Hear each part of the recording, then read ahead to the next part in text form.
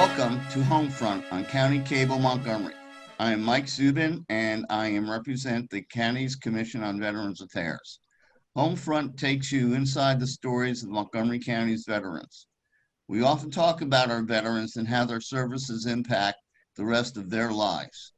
We also try to talk and address about how they can be helped.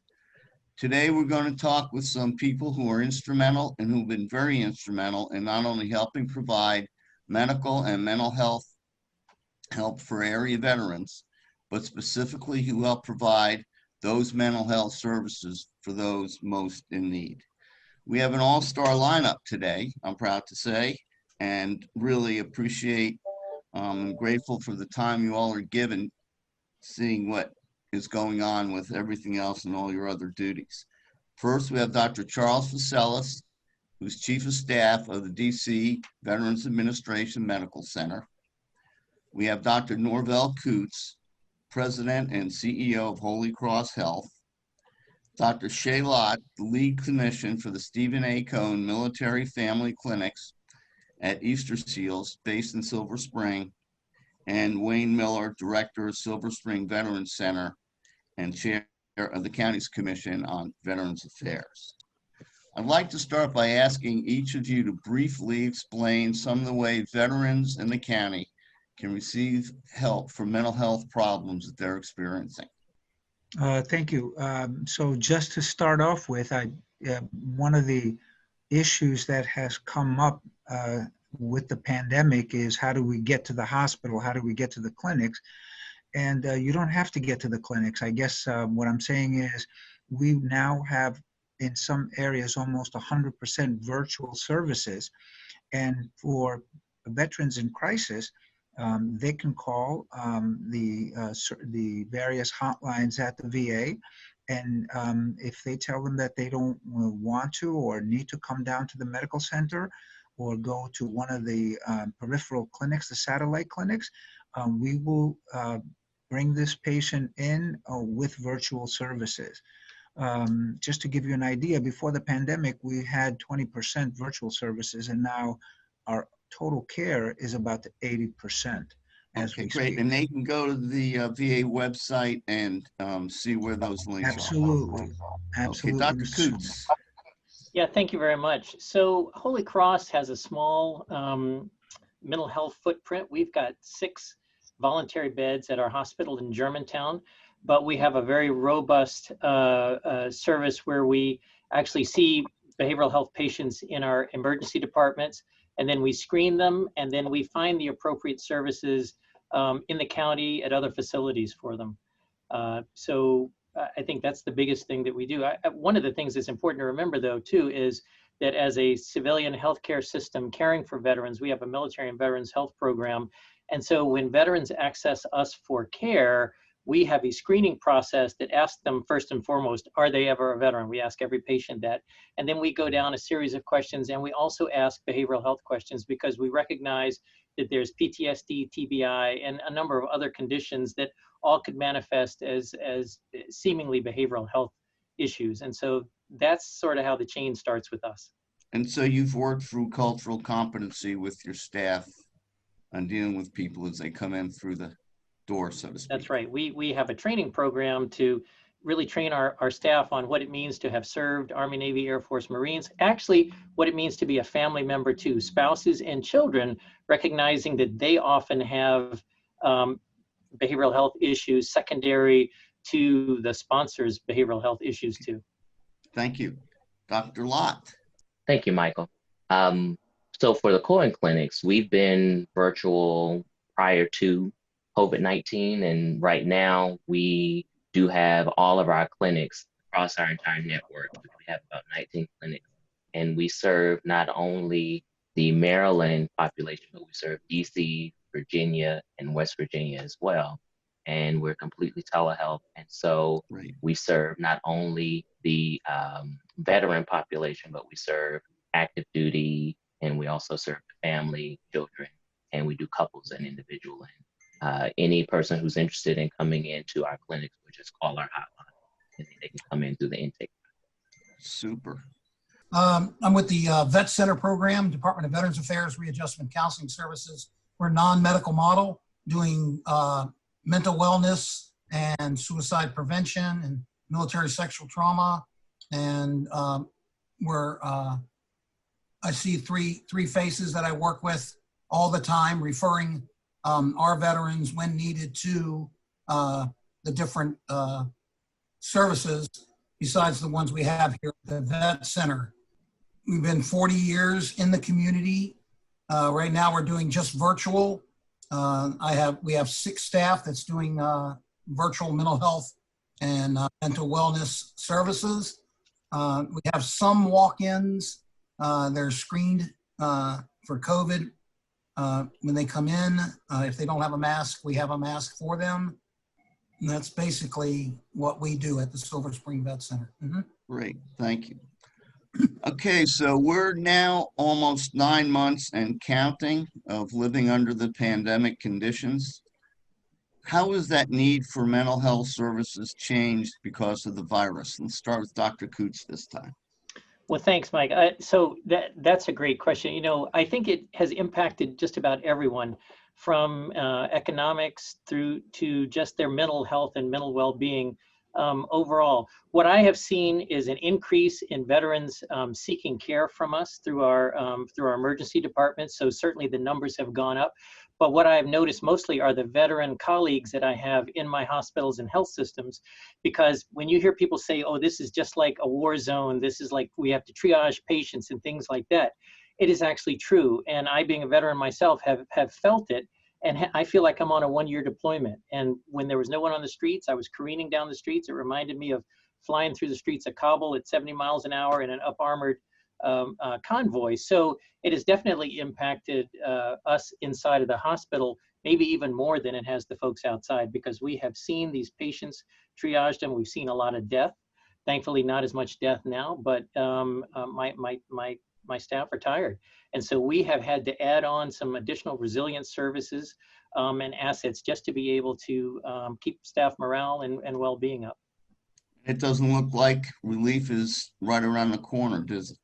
There's no relief around the corner. We're about to hit the next spike. So it's all hands on right now.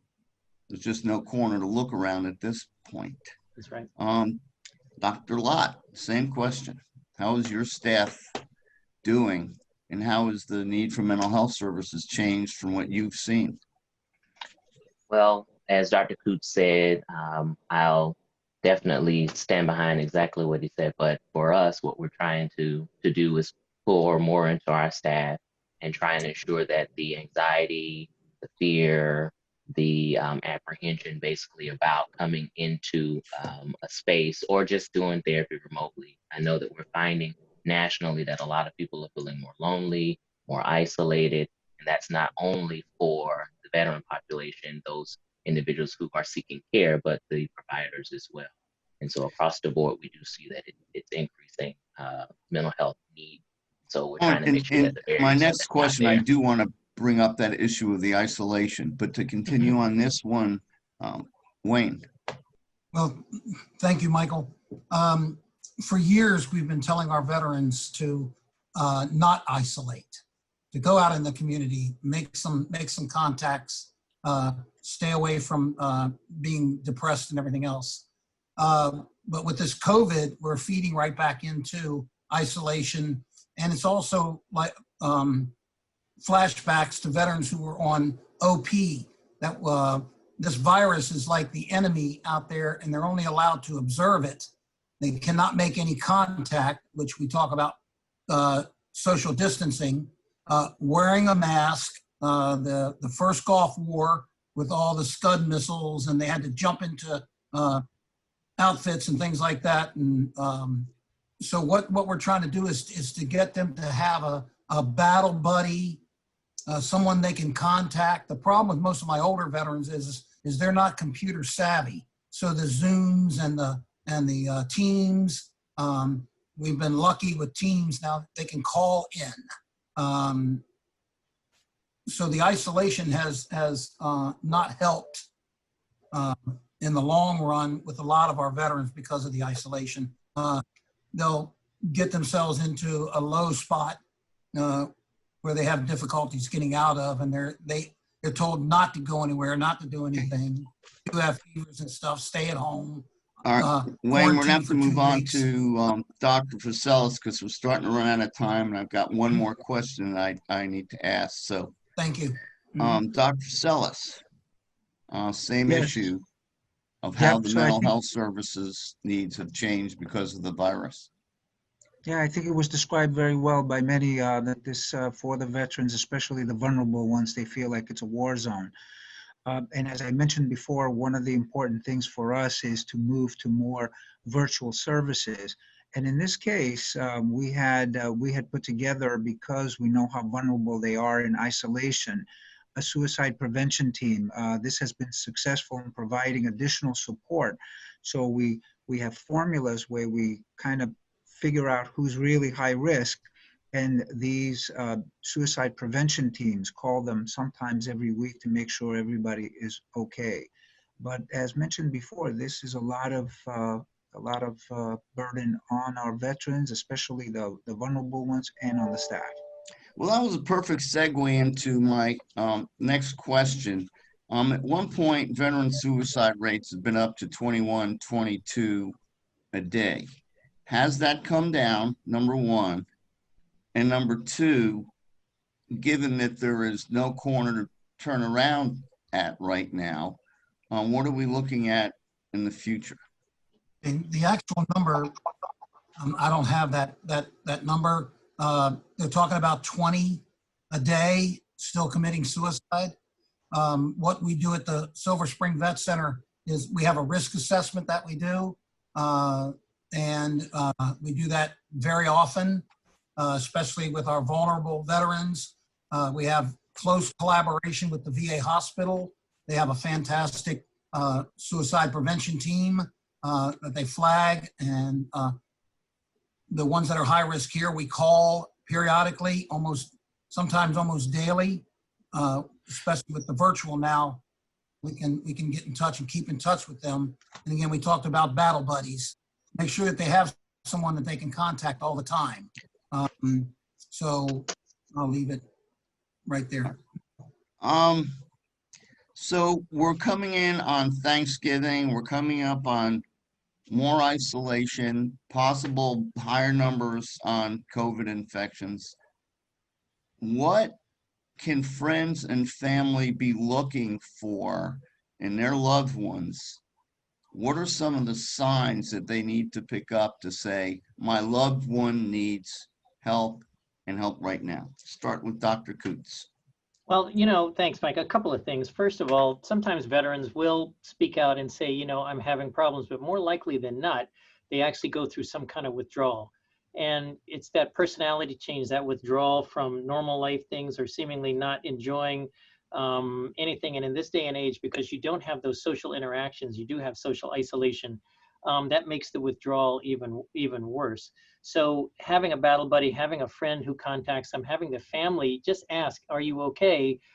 Is there anything that we can do is important. At Holy Cross, we offer an awful lot of online programs. We used to be in 150 sites physically before COVID shut everything down, but we have support groups that you can sign up for on Zoom. And we've got a lot of wellness and health programs and things that you can participate on video in groups. And so we try to create some level of socialization to bring people out of that isolation. Unfortunately, we are running out of time. So Dr. Coots, you get the last word on that. I want to thank everybody for joining us on this edition of Homefront. This is a very special group that we've had, probably the most high-powered overall. So I want to thank our special guests, Dr. Charles Facelis, Dr. Norvell Coots, Dr. Shaylott, and Wayne Miller. Every show, we try to bring you another look at the people who have been serving our country and the people who are serving them, like our special guest today, and give you that additional viewpoint. I'm Mike Subin, and on behalf of the Montgomery County Commission on Veterans Affairs, I want to thank you for joining us.